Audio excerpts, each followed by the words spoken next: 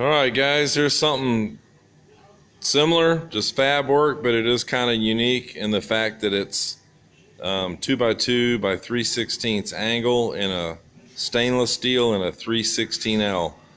These are going in bathrooms down at the beach, and they're getting a plywood core on top, and then I believe Corian with sinks. But there's a right and a left, and I've had to drill about 100 holes in each one for them to mount the core and to mount it to the wall.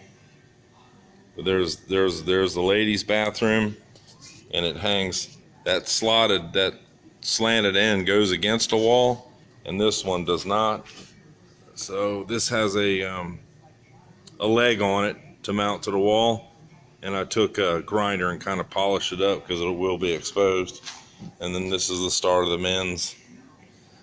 Like I said, it's a right and a left.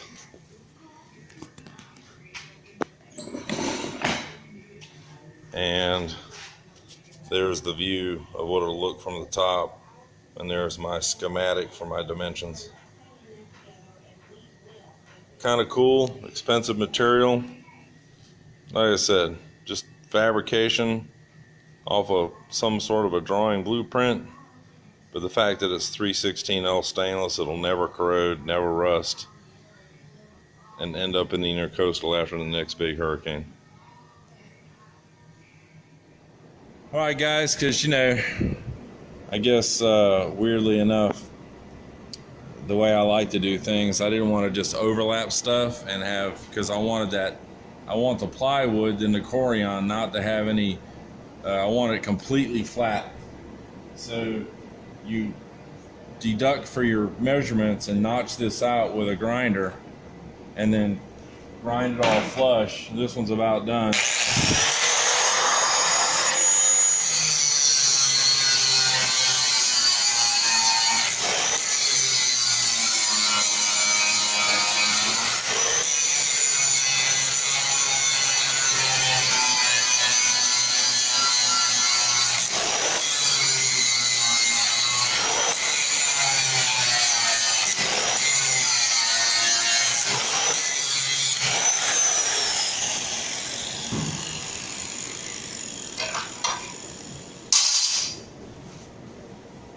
That way this fits in here like so. And what I'm trying to achieve is, fairly flush corners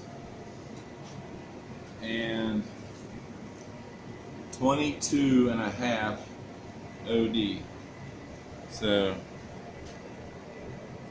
that's a little shy, but I can spread this out just a tad, which makes my corner a little bit of a gap to weld, but makes my corners right on the money, and I can adjust it.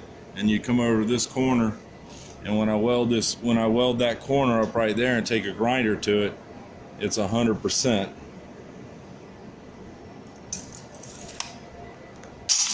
All right, guys, because I'm only making 2 of these, there was no point in doing a bunch of math and making a jig. So once I got to this slanted corner, I just cut a 45 on this inside. That allows me to slip it underneath here and slip it underneath here, check my dimensions of my length overall on both ends, and then my length from here to here, which is 22.5. And then I just mark this right here, like so, and then grind that out, and then that way this will sit flat on the table. I can tighten it up, check the dimensions again, and weld it together. That way when you flip it over, the surface that the 3/4 ply or the double 3/4 ply and then the Corian will sit completely flat. This is flat. Flat.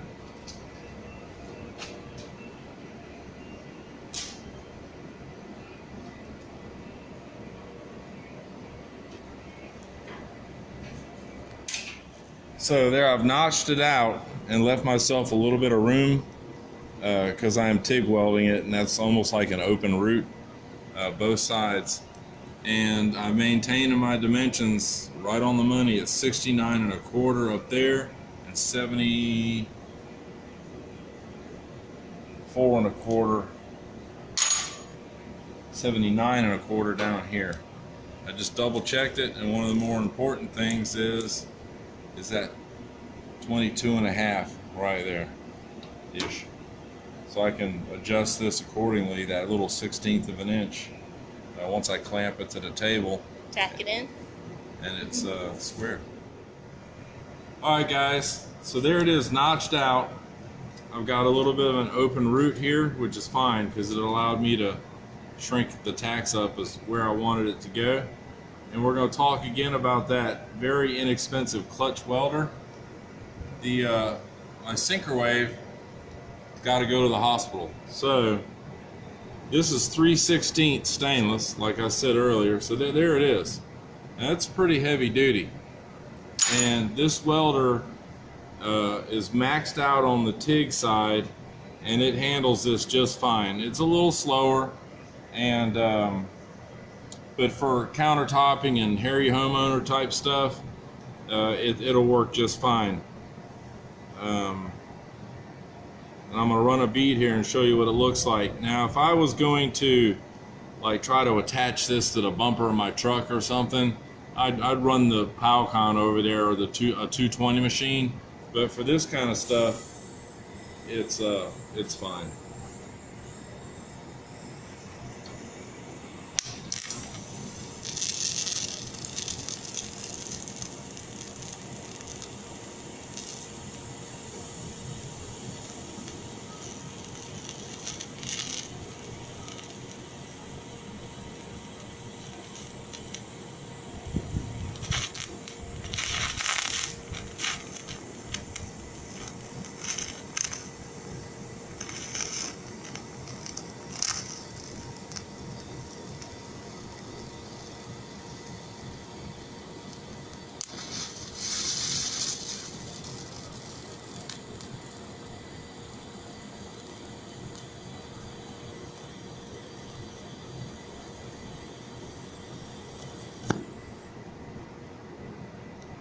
There you have it.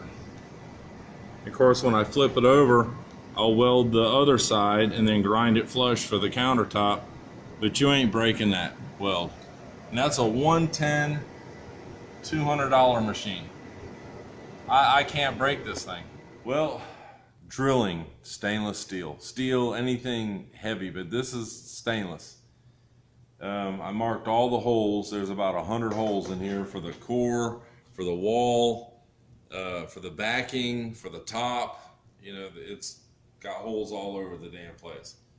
I don't have a drill press, so I do these by hand because I'm not a machine shop. But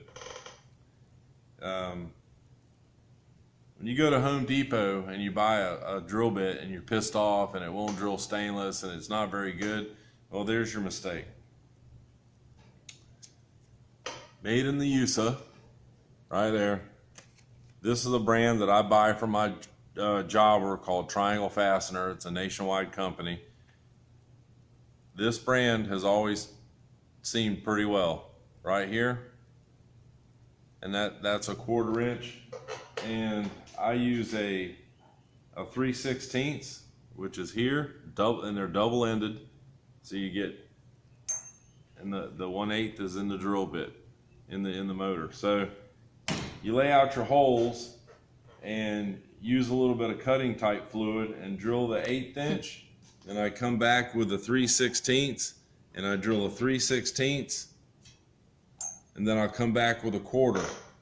The 1/8 inch and the 3/16, you can kind of run it heavy, but the key is, I don't care what you're drilling, do not allow the bit to get hot. If it gets hot and starts smoking, it's done. And like on stainless, it'll harden the stainless and you'll really play hell getting a hole in it then. But on the going up to the 1/4 inch, just turn it down to the low speed. There's high speed, there's low speed. So these are the wall where they're going to mount it to the wall, so you need a little bit bigger hole.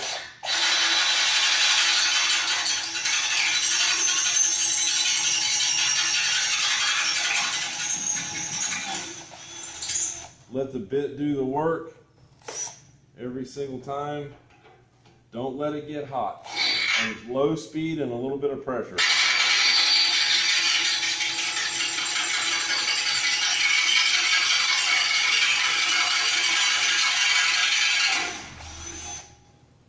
And voila. And voila. I'm going to grind this thing down and deliver it, and that's the end of this 3/16L stainless support.